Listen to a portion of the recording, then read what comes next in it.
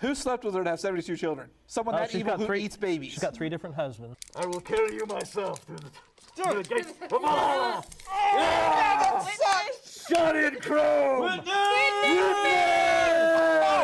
So you want monster porn? Let's just cut out monster porn. Can I say that? Can I talk about monster porn? Talk about monster porn all you want. Because I mean, we're all a bunch of loot whores, so we'd probably be punching each other for the next sword or the next coin. And all these little kids were coming in. I'm just like, you don't know what anime is. You don't know what I went through to get anime. It's like, you just watch it on TV. It just felt like this huge shift in a fight. No. I have a boba fetish. Let's go. Because we all know squirrels are evil. They are. Our little squirrel is holding a skull. Guess what? I'm still standing here. I'm standing right here, and the end of the world did happen. But I mean, does anybody not think that was the best movie Shannon Elizabeth ever did? Oh, now I can forget the robbery. Now I can hit Pocky in the face with my feathers. I have absolutely no problem with live action movies for Disney. I have a problem with them remaking their animated movies in live action. Oh, God. Are you his cape? All right, now let's go back to Goldfish. You're going to get Pocky Kid go, where you got to go. That didn't sound right. Pocky Kid. But other than that, we really want the fans to be able to meet the authors, to talk to them, to game with them in the games that they created.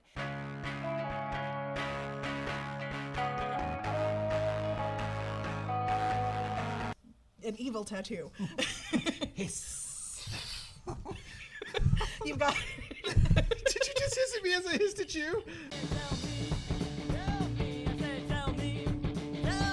I think the coolest one I ever saw was run by Mark Gacy at Genghis Khan in Denver, and it was Savage Willy Wonka and the Chocolate Factory. Oh, nice. So just every time you critically fail, does an Oompa Loompa come out and see what? Okay. I'll have that friend. Table flip. Oh, the gamer rage. The rage quit. How sturdy is this thing gonna be? Let's go, man. I can't wait to be the king, because I'm getting kind of curious by the mystery it brings. Okay, why was it vetoed over Pin the Seashells and Ariel? Because one is boobs and one is just a tail. No, she was holding the seashell. Oh, I was thinking the same It was thing. no, it's still Like, it's still a kid's game. Still.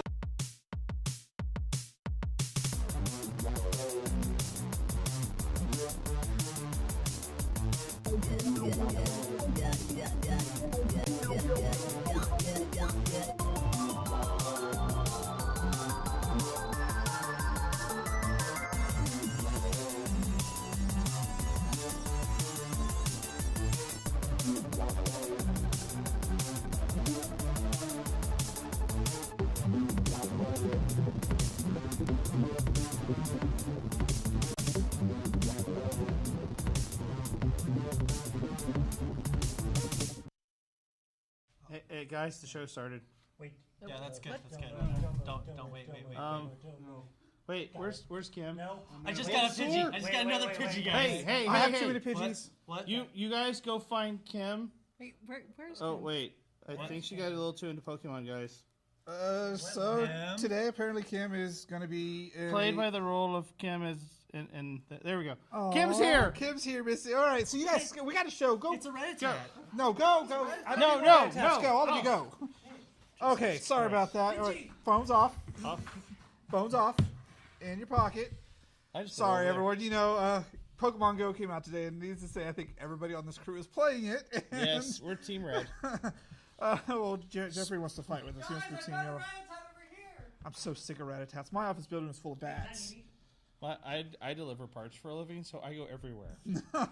Well, I was really bad because I was driving down the freeway and there was something I wanted on the side of the road, so I got real slow. I was driving my knees going like that. It was pretty bad. Yeah, why do I think Allstate's going to love the fact that we're playing this game now? So, all right, so phones are off. We're not doing Pokemon Go for the show, so hey. What we are doing is over here. Giant robots, because I love giant robots. Welcome to Fanservice Season 6, everybody. You got to see all of our funniest moments from Season 5, which was just hilarious. I wish it was more funny. But that's beside me. It's just, we love doing it, and we've decided let's kick off Season 6 now. And we're going to have lots of fun because you see we've got a new setup here. We've got some new segments. Our Pros and Noses has been upgraded to an awesome thing. And I'm kind of worried that Kim is being played by a hamster. Well, it's just like a fur ball. It's like a tribble stuck in a ball, and they tried to capture it. Honestly to God, they thought it was a Pokemon, and they're sitting there flicking their phone, and it wasn't going anywhere. They couldn't figure it out. Thankfully, she's napping, so we won't have to worry about this. So, yeah, Season 6, we're kicking it off. We're going to have all sorts of fun, but like Pocky said today, we thought, let's talk about giant robots, because we all love giant robots. We have giant robot games, we have giant robot movies. What spawned this was the fact that they announced the release date for Pacific Rim 2, one of our favorite movies. Like, it's a good movie when we actually pay to see it 5 times in a week because, we get so many screeners and all these other things. We hardly pay for movies. It's hilarious. Like, we took everybody with us when Pacific Rim was out in the theater. It was a friend of mine's birthday party, so we went and saw it at the Alamo Draft House where they showed like a bunch of stuff. See, that's why we like Draft House. They show all the crazy stuff ahead of it. It's just really fun. Yep. But I'm ready to get Season 6 started, so... Let's do this. We're going to kick off with our first of the brand new Pros and Nos segments. So let's see what's going to happen. Let's do this.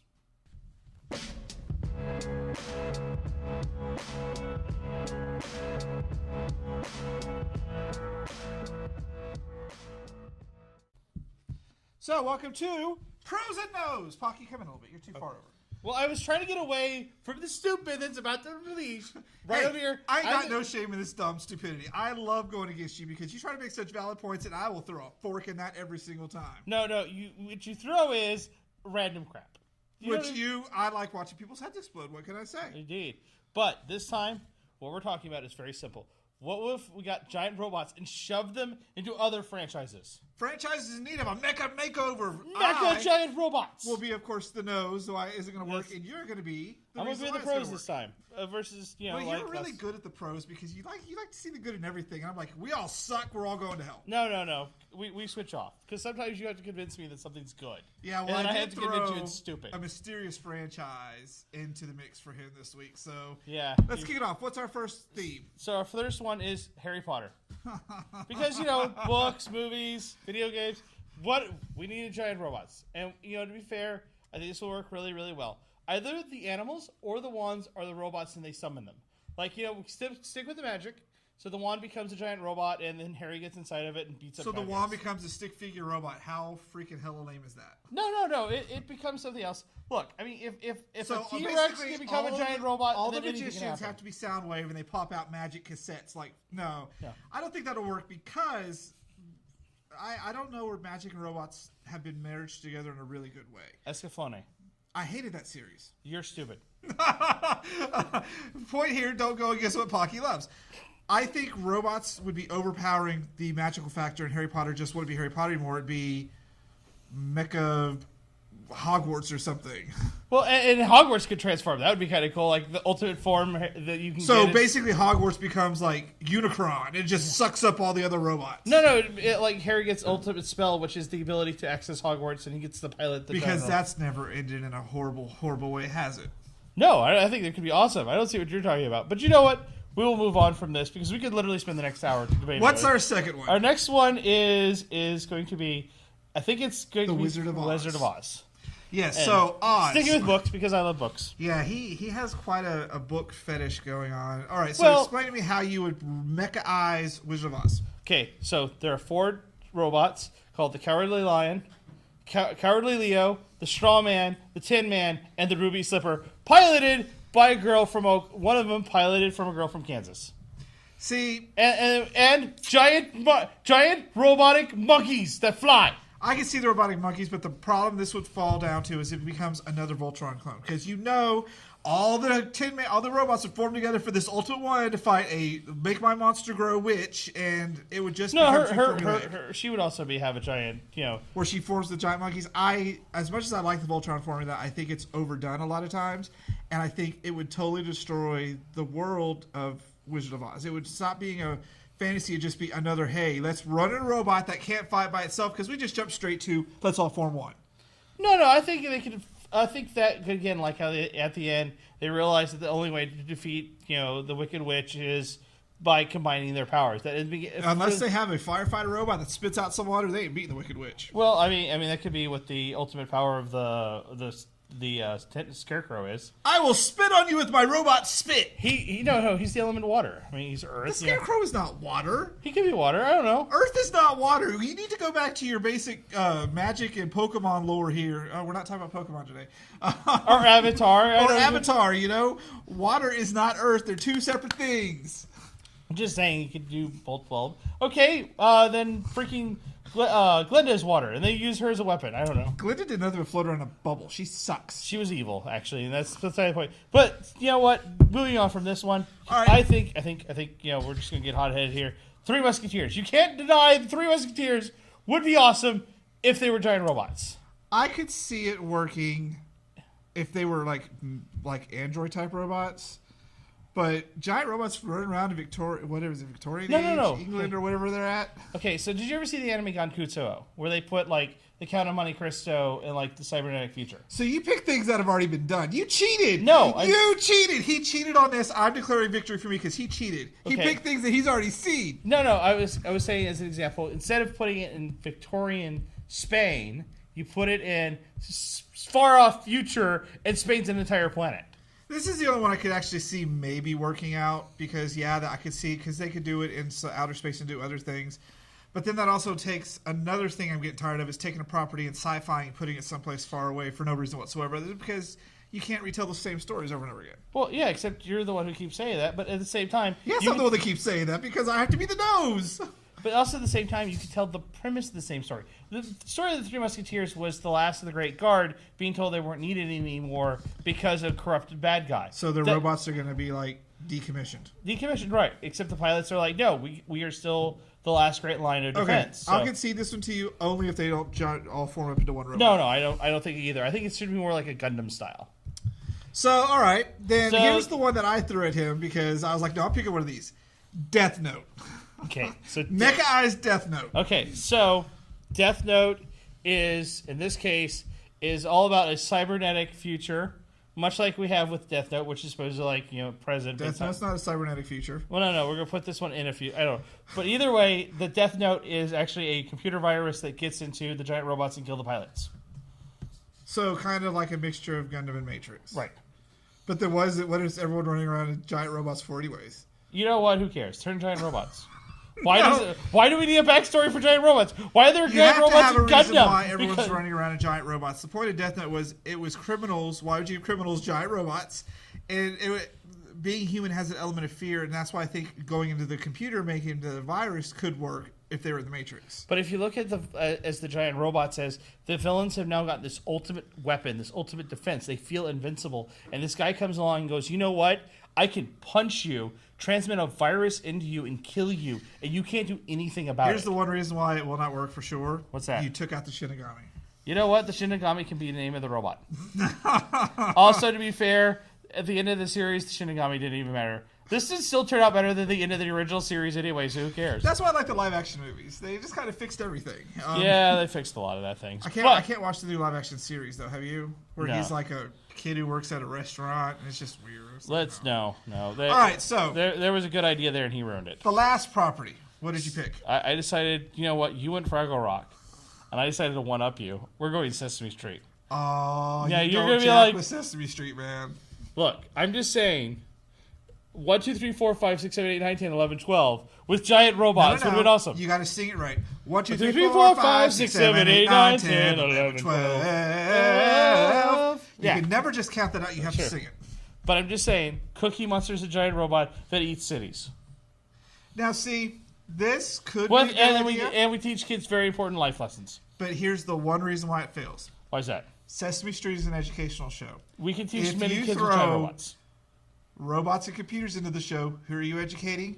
Baby Skynet. And we know Skynet grows up to be the doctor, so we don't need any more education in them. No. Robot Sesame Street's geared towards Skynet Matrix. We don't need that because we don't need the robot overrising future. But this way, we can stop the robot invasion by starting to saying like 1, 2, 3, 4, 5, and then all of a sudden they got it stuck in their head and they can't invade because they got to figure out how to get the song out of their head, and killing humans isn't going to do it. The other reason why this would never work? What's that? No one freaking cares about a robot, Elmo. The most annoying character on Sesame Street would be all over it in his fuzzy red robot, and you would just want to kill it. But you know what? Giant mecha Oscar the Grouch in his impervious garbage can would be awesome. He's still not taking out Elmo. Elmo is untouchable. Well, no. We get I Big wish Bird Snuffy would just eat him. or set him on fire like that one video we saw. Oh yeah, that would be really fun. That would be awesome. You know what? We should watch that video. So, this has been our first Pros and Nos. Who Our won? Uber Pros and Nos. Let us know in the comments below and just say, hey, I agree with Pocky or I agree with Stone. You want to pick me? Pick me and I won't come stalk your house. No, I won't. You want him at your window going, there's a Pokemon nearby. I'm doing it again. So yes, that's been this Pros and Nos. You'll see a new one every week. We'll be switching up, having lots of fun. So let us know your ideas and thoughts in the comments. And if you have an idea for us to go Pros and Nos against, give us That was the ideas and thoughts in the comments. Yeah, but I want to. We should shave your beard every time you don't pay attention. Oh God, that would. It'd be gone by the episode. There's an inch every time. All right, so here's this week's Geek Week News. We'll be back with some special guests to talk about giant robots.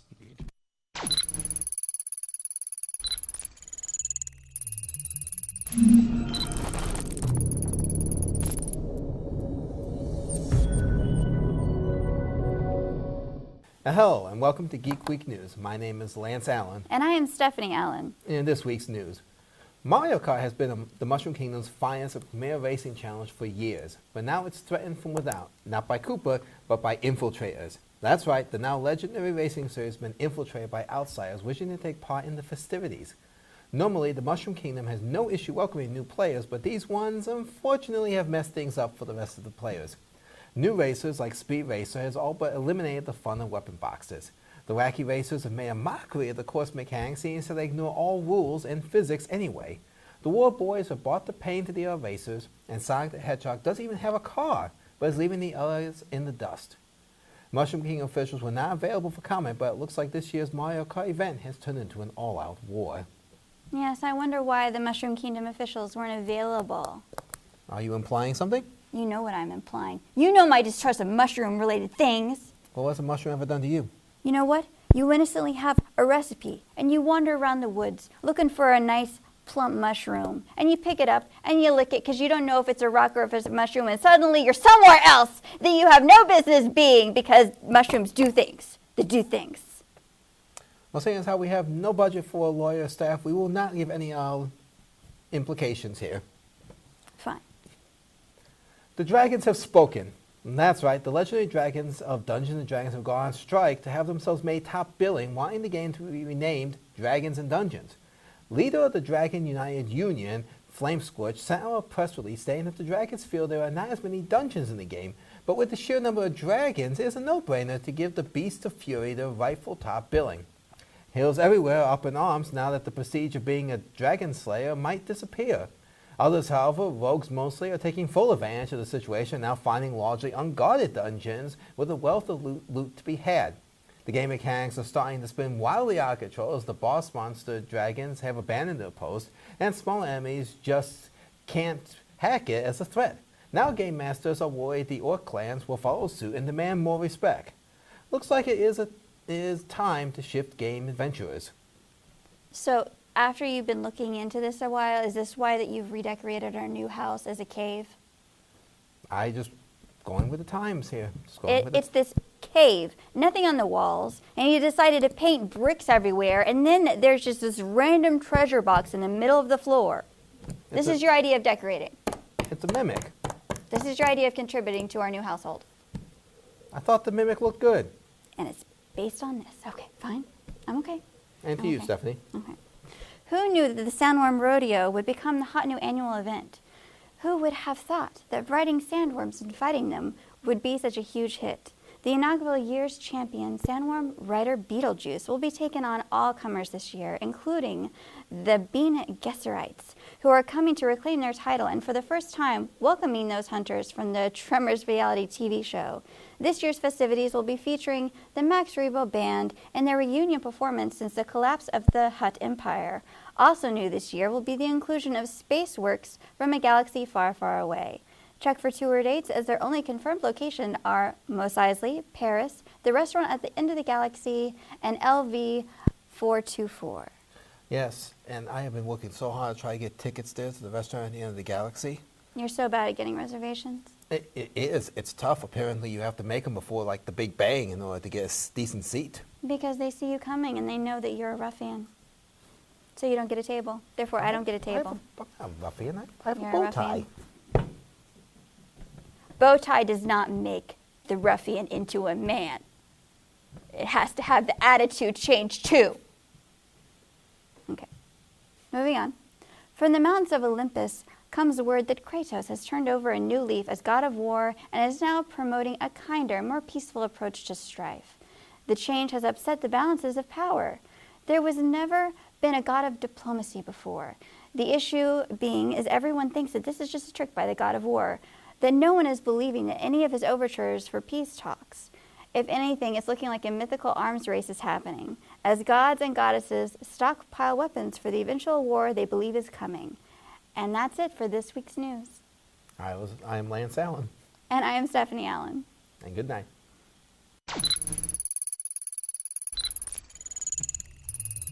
Hey everyone, welcome back to the show. That was our Geek Week news for this week, and we are joined by two great guests because, when I said, hey, let's talk giant robots, I'm pretty sure Alice's head exploded. Yes, it spun around in a 360-degree angle and then stopped. To all of your coworkers, I apologize. I was not aware, but I didn't think about my words thoroughly when I said, let's do a show about giant robots. And then she's like, I got friends. Bring your friends now, too. I was like, bring it. So she brought a friend with her. Introduce yourself to everybody. This is my friend Jesse, and howdy. of course I'm Alice. We're from the Texas Gundam Club. There's a Texas Gundam Club? There is a Texas Gundam Club. There's a Texas Gundam, technically.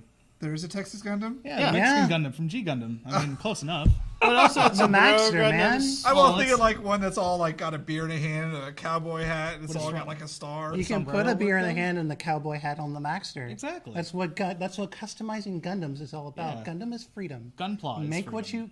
Gunpla is freedom. Make what you want. So is Play-Doh. Make what you want with Play-Doh too. Yeah, that's very true. You can make Gundams with Play-Doh. It'd be the Play-Doh Gundam. Yep. All right, so one of the things that we really want to talk about as we start looking at all the things that we love is we all love giant robots. I don't care who you are.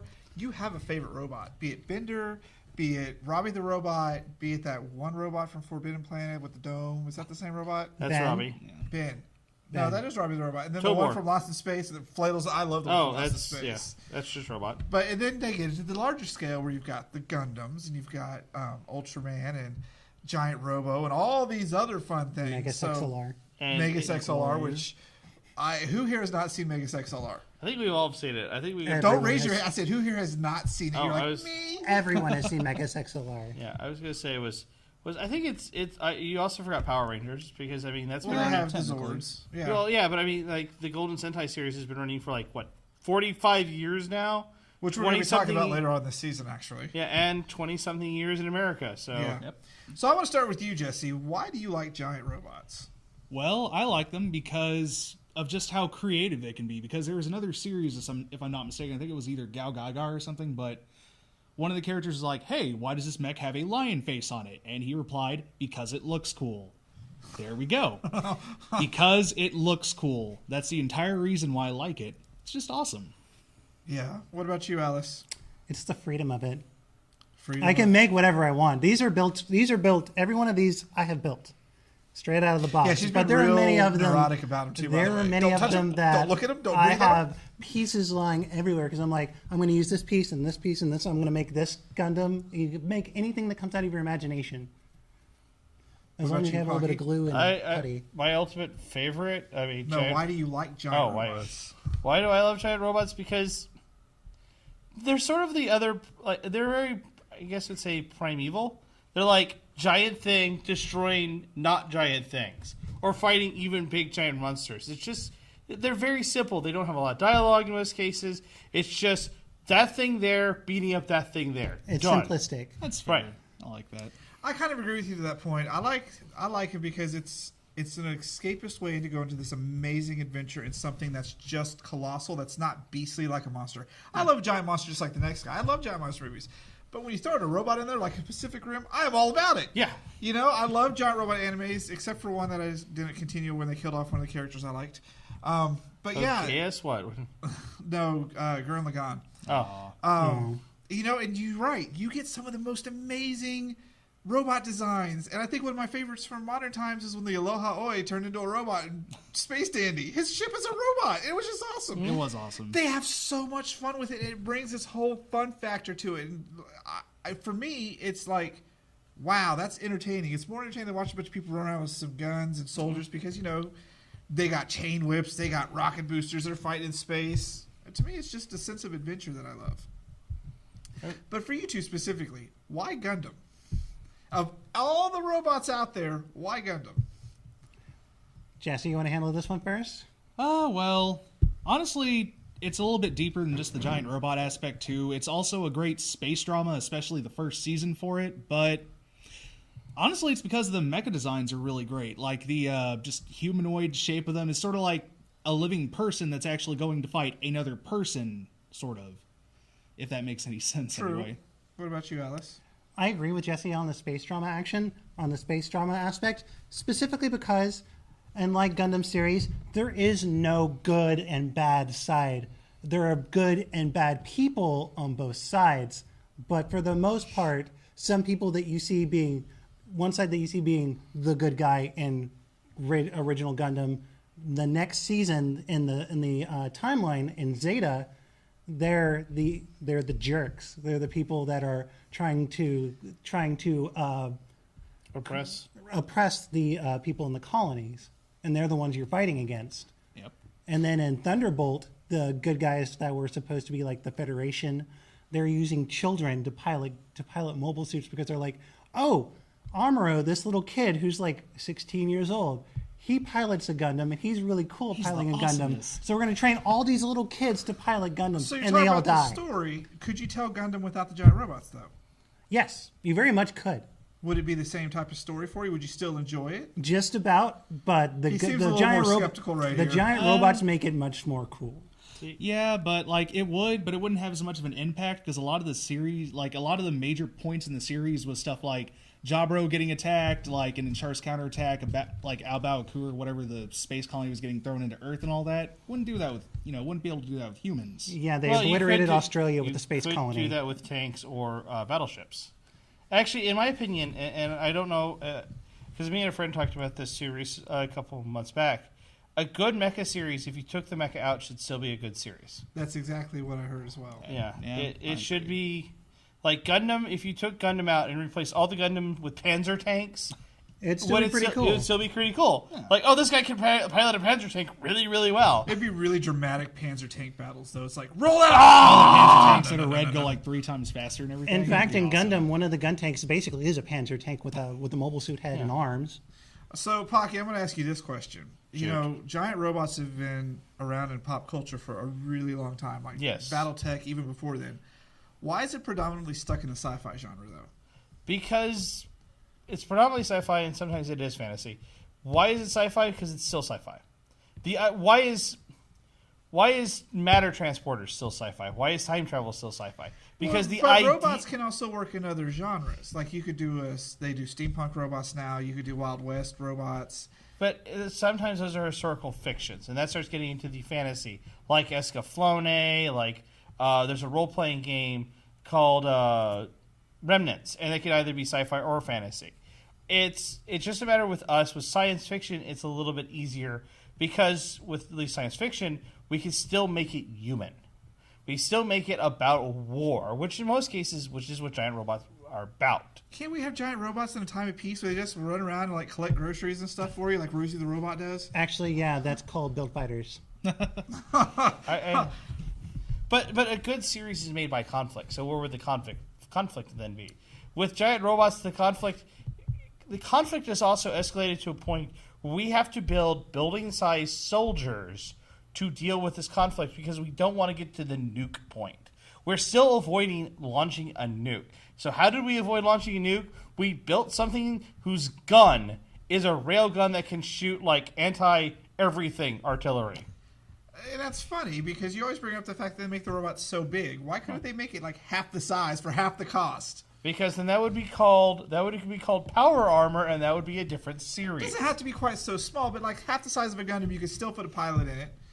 and it's probably cheaper to make. I mean, I don't think these things are very cost efficient. Do you? Not particularly, no. I mean, U.S. and Japan did make one to face off against each other. I want to know how that fight came out. Well, See, actually, this even is Japan what I does also sell find one. funny because the robots that we're getting that are turned giant robots are kind of ugly looking. I mean, they're nowhere near as slick because I know our technology hasn't gotten to that point. But that goes to the robots from like Mech Assault and things like that, where they got like tread wheels and no real face, the tank, things like that. Like, I used to love Armored Core. Do you guys remember Armored Core? Oh, yeah. Man, I rocked that game, but my robot always had the tread tanks because for me that was just more efficient. What do you think a giant robot outside of the two they're building now that are kind of gimpy looking would actually be like? Let's start with Pocky. They're going to be tanks.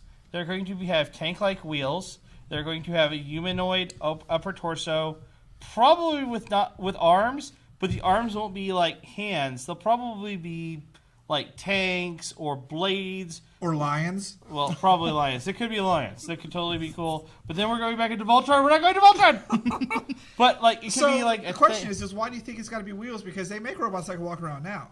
It's just another leap before they make them even bigger. Because just thinking what those robots can walk. Most cases those robots who walk are quadrupedal. They're 4 legs. What it takes for a human being to stand upright is what we call an inner ear. If I pop your inner ear even lightly, you hit the floor like a sack of potatoes. A giant 5-story robot needs a series of gears, a series of gyros to do the exact same thing. If that thing even goes off a little bit, you have a 5-story thing on the floor. And as far as tactics go, my first job is going to be developing a weapon that will mess with those gyros. Having them on treads is like, great, this thing fell down. Oh no, it did because it's already on the ground. What about you, Alice? What do you think the robots will actually look like?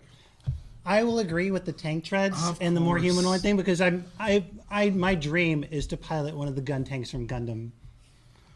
But I also think, just like in Neon Genesis Evangelion, it'll have a giant power cord coming out of the back because our government will not find a way to power those things. Come on. Oh, nobody will. But they'll be expensive. Yes, they'll have a giant power cord coming out of the back of them. And they're like, wait a minute, we've reached the end of our cord. Everybody get an extension cord. You got everyone running around down below ground, find these giant extension cords, and it's too late. Yeah, and Alice brought up a good point. Power. I mean, an army runs on its stomach. These things, like running a tank, even a modern day tank, those things eat up a lot of gas. Oh, they'll be green. They'll put solar panels on it. It'll power itself. It'll be just fine, right? All right, Jesse, what about you? What do you think robots will look like?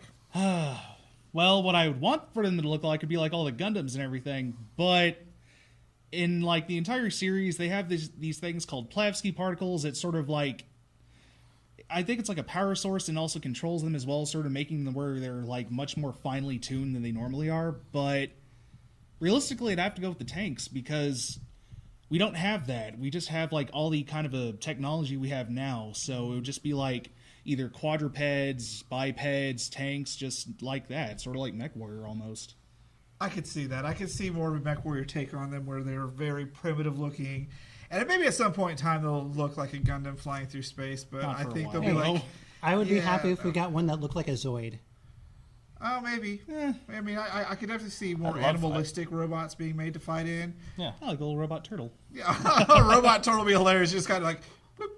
It takes forever to get to the battle, and then you can't get through its shell because it just pops back inside. And if it's got the gamma action, it can spin around with rockets. There you go. and then its shells open up and release like millions of missiles, just like a Saturn rocket. Yeah. I think we need to make that robot and put it in a game somewhere. Oh, totally. A robot turtle, giant robot battle turtle. I mean, the other thing is be a mobile fortress. I think the other thing we've got to look at is the maintenance of these things. Like, can you imagine if it breaks down in the middle of the field and having to tow this back into storage? Yeah, see, there's the whole other... We all see the romantic side of the giant robots, but we don't look at the other side, like how much it costs, the maintenance and upkeep. What happens if a gear breaks? Do you going to explode? It's funny, that was actually addressed in Iron-Blooded Orphans to a degree, the newest Gundam series that came out. I've been meaning to watch that. How is it? It's really good. Okay, it's really, really good. But they actually addressed that with Barbados, the main character's Gundam. It's one of the 72, essentially. It was like one of the 72 Gundams that were like the ones that ended this really big war and stuff.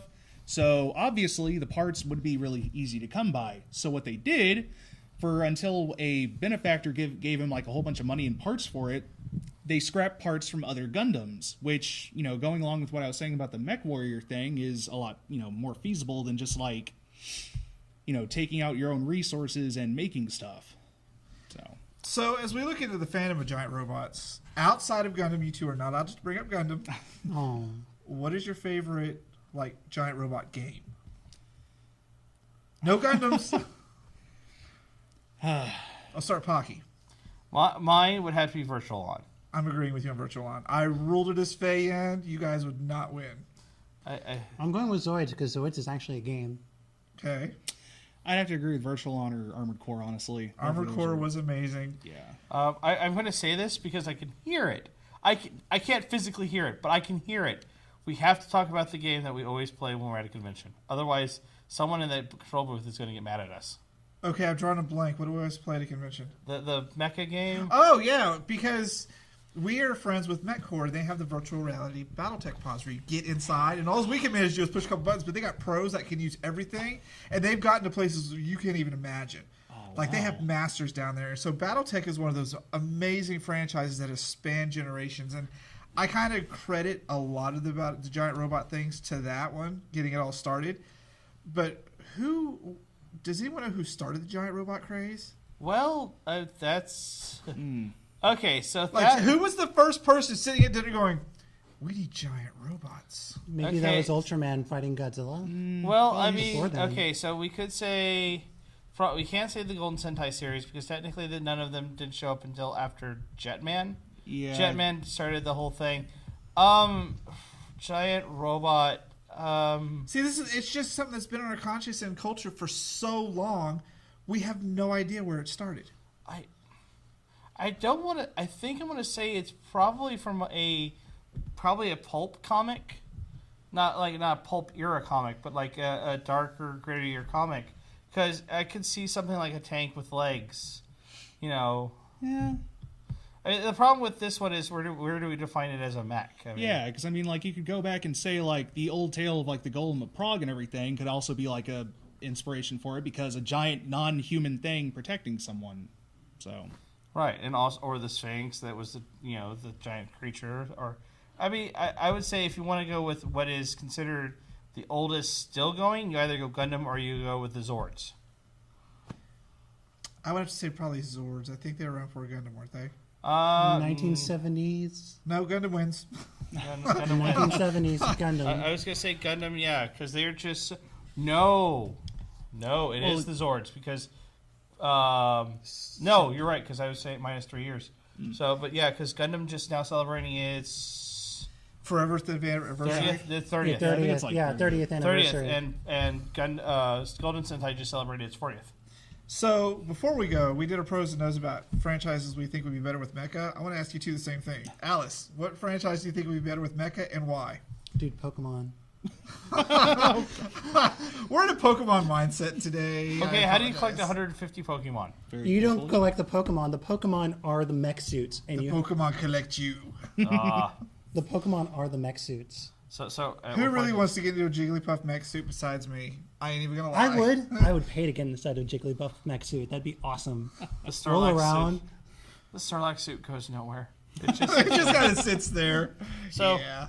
All right, what about you, Jesse? A series or franchise that could use mechs. You know, just for the sheer randomness of it, any kind of thing like Kitchen Nightmares or anything like that, where people are cooking and stuff. Like, come on, cooking robot. Yes, no, would be awesome. No, Mecha Nightmare. You guys got 24 hours to rebuild this mecha, and at that time it must be functional and combat ready. These Gundam fuel cells are raw.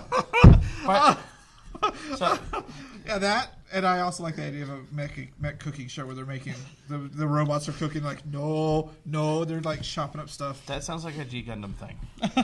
No, we don't talk about G Gundam. Why don't we talk about G Gundam? Because I don't know. Because Pocky doesn't like it mean that you can't like it either. I have to say I like these other series. Getter Robo was better. Getter Robo was amazing. I'll agree. Yeah, Getter Robo was Getter Robo. And that brings up another point. Why are most of the giant mech properties coming from Japan? Why don't we come up with really good ones over here? Because the Americans have no imagination. Because okay, to be fair, we do sometimes. When we do, we end up with like Pacific Rim or something. Ours are more clunky, Japan's is more elegant. They actually look like real warriors. Where the ones like from Pacific Rim and other ones like we've had Robot Jocks is an example. Actually, they yes. are big, they're bulky, and they're ugly, but they're built like tanks. One of the most American ideas ever. A tank, big, bulky. So you're heavy. saying in all these years of getting all these badass animes from Japan, we can't come up with something better than bulky tanks? Well, the problem is when you have all of these that have pre-existed from Japan, they'll be like, no, you're just copying from Japan.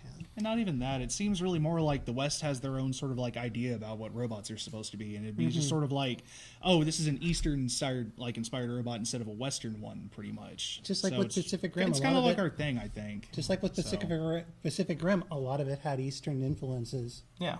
So, but that's where Guillermo del Toro got his ideas. But I think when it comes down to this, when it comes to what Americans think of giant robot not giant robots, but just robots overall, we would rather think of either like VR Troopers, or which is still Japanese but more small, or RoboCop or Terminator, or we like the things that are about our size and are more humanoid and serve us. We like the idea of things we built to serve us. We're going to enslave Skynet. That's why we can't have Robot Sesame Street. Exactly. You know who we haven't asked about any of this? Kim? Yeah. What do you think, Kim? Thoughtful. Wow. That is that was the most insightful thing insight. ever said on this Amazing. show. Indeed. So, all right. So, last minute question. All right, robots don't really have a gender, right? So why are there female Transformers with boobs? Their boobs don't serve any purpose, first of all. But do they really feel the need to genderize robots that much? You're like, trying not to laugh. Okay. Here's the thing. It's in this case, do not look at the gender as it's a female robot. What is she doing? Because I would say it's not the gender itself. It's not the biological. It's the mental. Yeah, it's the aesthetic, pretty much. I would think. I mean, look at like Black Widow from Beast Machines. Black Widow, Black Arachnia. Yeah, Black Arachnia. She was the seductor. She was. See, when I think of robots, I think they're just gender neutral. There's no real gender. I don't feel a need to personify it by putting lipstick and curves on it. That's why when RC's rolling around as a bike in the movies, I'm like, she was a car. Whatever. No, RC was a bike. She was a bike. Yeah. I thought she was a car because that's how. No, they were bikes. RC was a bicycle, my friend. Okay. So if you guys think it's just a persona, why don't we see more of them? Because outside of the really sexy ones we get from Japan. Because marketing. I mean, because marketing. Yeah, pretty much. Yeah, I mean, to be honest, the fact that Black Arachnia exists at all was because they had to put her in. The fact that RC existed is because after the movie she had to exist. RC doesn't show up until after basically the second series. Yeah. And anything after that, it's pretty much because they realize they have to or someone's going to yell. Are there female Gundams? Yes. Yes, there are. Do they Noble. look like females or do they look like that? Noble. Well- It looks like a Sailor Scout from Yeah, it Sailor actually Moon. has like a skirt and like a little bow and stuff. It's What does a robot need a skirt for? She has a She have giant a long robot, hair. Yeah, she goody wants bits to- down there? But you know what? We've never Oh, bothered man. to ask. So, does the male Gundams have wangs?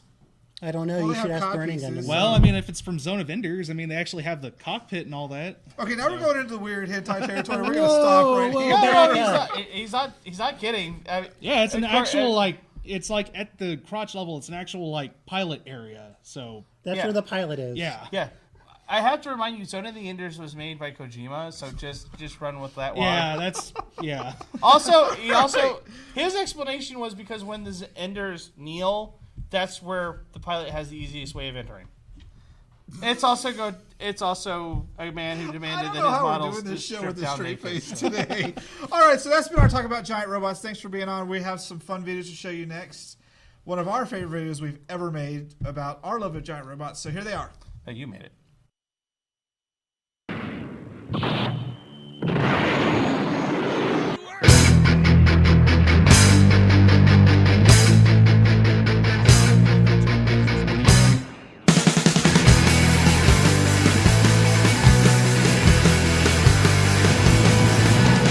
Living here in Jersey, fighting villains from afar. You gotta find first gear in your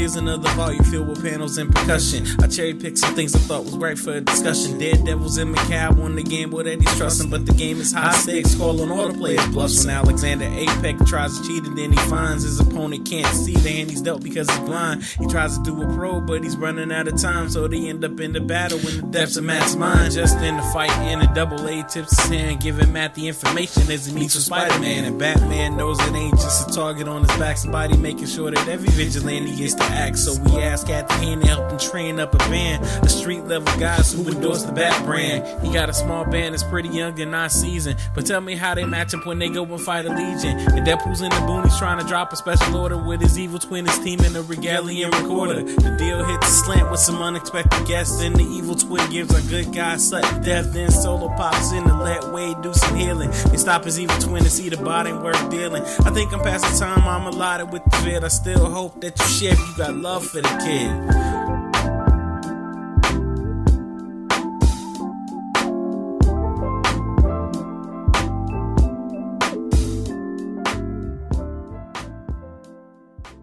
Alright, so that's been a wrap of our kickoff of Season 6, and I didn't know there was Texas Gundam Club. Tell everyone about the Texas Gundam Club, you two. We're really a Facebook thing where we put together Gundams. You don't like get together and like put No, together we do Gundams actually. and swap out There parts? is a monthly meetup on some. I think it's like the third Saturday or something like that, and we just come together and build Gundams. How many people are in this club? A lot. A lot. Especially since Gundam is really gaining popularity and it's gaining a whole lot of attention over here in the West now because of Build Fighters is making it over here. Yeah, it actually is become like an actual like thing that Bandai's like, hey, you guys like Gundam, we should bring over more stuff.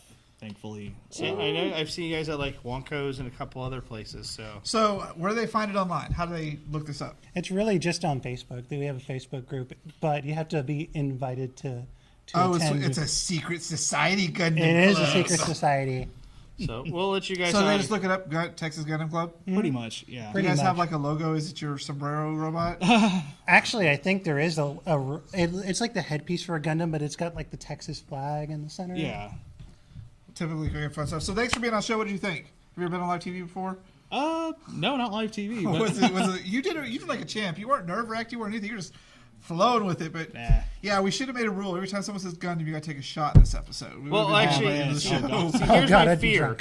Here's my fear. Because I drank recently aloe vera, every time we've said Gundam, we've made a building explode. Who drinks aloe vera? Well, it's what you drink to make Gundams explode. Yeah, buildings. exactly.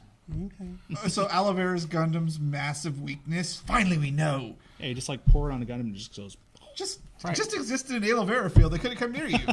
I mean, but every time we say the franchise's name, we make a building explode. Just letting you know. So next week we're going to bring on some fan filmmakers, and we're going to be talking about why everyone loves fan films so much. Oh, and our Pokemon Go people are back. We found Meowth. You found Meowth. You can keep her. Just get her off set. Get her off set. Go. All right. They've been playing Pokemon Go and dancing this entire episode behind screens. You know how hard it was not to pull out our phones? You pulled out during the video and you caught something. So yes, Pokemon Go. We are addicted to Pokemon Go. You will see us sharing all sorts of fun stuff. I think we're all going to be Team Red because Frost already picked one without letting anybody know. He's like, nope, Red, we're done. So also just keep an eye out for us going to conventions. But also, our very own Kimberly is a featured streamer on Azubu this week. You can head to our Facebook page, find out her times, but I think it's 2:30 tomorrow. What are you playing, Kimberly? Oh, they're going to love that. So, yeah, amazing. You're going to absolutely love what Kimberly's playing. Overwatch, of course. Overwatch. You couldn't let it be a surprise. I already heard Kimberly say it. So, whatever. So, yes, we're looking forward to an exciting Season 6. And before we continue, I just want to make sure I thank everybody because this show takes a lot of work to put on. As you can tell through, if you watch all the fun things from Season 5, I can stand up here with Pocky and Kimberly. We make this look really easy, but I know sometimes it's challenging for both of them because I'm so high energy that but they're really good co-hosts. I couldn't be up here without them, and I could not do this show without everyone behind the camera. Yeah, we get here. The show starts at 8. We get here at 6. Yeah, we're setting up at 6 o'clock, and everyone comes in on Thursday, and I have the most amazing crew. Like, I didn't know how stressful people find doing live TV, but we happen to somehow make it look good and easy because we love doing it. So. But out in the real world, when you bring up live TV, people don't have any idea. Like, they're like, we won't touch it with us. They do. I found out they get scared of live TV. So I know I speak for both myself, Pocky, and Kim, that we couldn't do it without everyone behind the camera. But, you know, we've got Jesse, we've got Jeffrey, we've got everyone in the booth from Frost, and everyone that just comes and hangs out and just joins our crew and has fun with us. If you've watched our South by Southwest show, you've seen the entire crew. There's like 30 of us. Because it literally takes 30 of us to pull off that show. But yes, we could not continue into season 6 without everyone behind the camera. And so I have to give a massive shout out to all of them. They don't get nearly enough credit because when you watch the show, you don't think about it. But they're back there pushing all the buttons and knowing this is how things happen. So thank you, heartfelt, to everyone behind the camera who makes this show happen. Pocky? What? I didn't do it. Do you want to say anything? Oh, yes. Also, I mean, we do sound. I mean, like, you guys don't realize what it takes to make us sound like, even like heard is like an hour process. Yeah, so. And the set took a while to build, too. So thank you to the entire crew. You'll see them all in the credits. I always don't remember everybody's names off the top of my head, and sometimes I misspell it, like Jeffrey.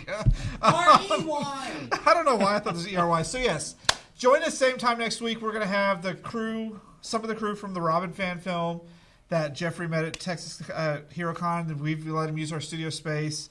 We're going to be talking about the importance of fan films, the legals, ups and downs, why they're so important to be made.